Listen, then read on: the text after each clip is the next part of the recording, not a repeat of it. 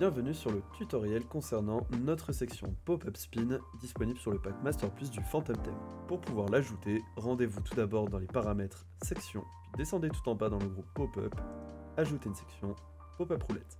Pour avoir un aperçu de celle-ci, je vous conseille dans un premier temps d'activer le mode test et de réduire le délai à 0. Ainsi, vous aurez directement l'aperçu de cette section. Sur cette section-là, la roue est créée à partir des blocs que vous allez définir. Je vous invite donc à en créer, suivant vos besoins. Il faut savoir que ce jeu est forcément gagnant et donc votre visiteur ne peut jamais tomber sur une case perdante. Celles-ci sont juste là à titre indicatif, faisant croire au client qu'il a une chance de perdre. Sur les cases perdantes, vous ne pouvez donc choisir que le titre et également la couleur de l'arrière-plan du contenu et du texte.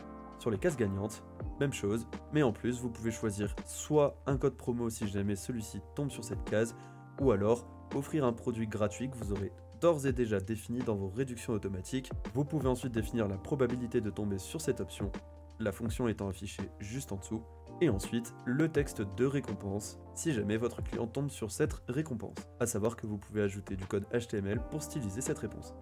Sur les paramètres de la pop-up, vous pouvez définir le temps de paramétrer vos diverses étapes. Comme vous pouvez le voir, affichage de l'étape au résultat du jeu, ce que vous aurez si votre client gagne, ou encore l'affichage de la barre fixée une fois le jeu terminé, comme ceci. Vous pouvez également définir d'afficher la pop-up sur bureau ou mobile selon votre choix. Comme pour notre section newsletter, vous avez la possibilité donc de choisir le délai avant l'apparition de la pop-up, le nombre de jours avant que la pop-up ne réapparaisse pour un prospect qui n'est pas encore client, ou encore le temps avant l'expiration du code promo une fois le jeu terminé. Plusieurs designs s'offrent à vous, vous avez la position à gauche comme c'est le cas à l'heure actuelle, la position centrée ou encore la position à droite. Vient ensuite le choix de l'alignement des informations dans la section, ici centrée, mais vous pouvez également mettre à gauche ou encore à droite, se dissocier sur bureau et mobile. Sur mobile, voici l'aperçu que vous avez. Au niveau de la disposition, celui-ci par contre est fixe. Vous pouvez ensuite choisir le design de la roue, à commencer par la largeur des traits de séparation. Vous pouvez ensuite choisir la couleur des traits de séparation, la couleur du centre de la roue et la couleur de la pine. Vous pouvez, une fois tous les blocs personnalisés au niveau des couleurs, obtenir un résultat comme celui-ci.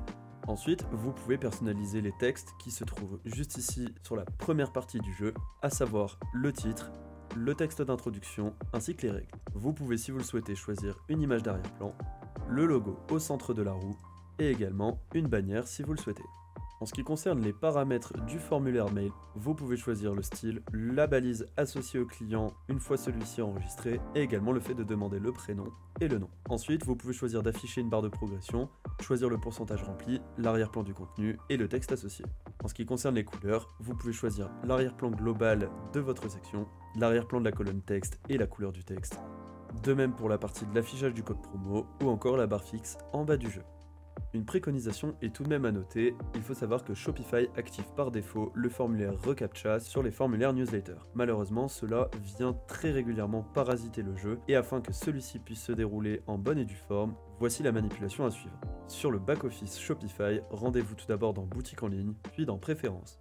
Descendez tout en bas, puis dans la partie Protection contre le courrier indésirable, désactivez le paramètre Google reCAPTCHA sur les formulaires de contact et de commentaires. Ce tutoriel est désormais terminé et j'espère qu'il vous aura été utile pour comprendre le fonctionnement de cette section. Si vous avez des remarques ou des questions, n'hésitez pas à les poser en commentaire, je me ferai un plaisir d'y répondre.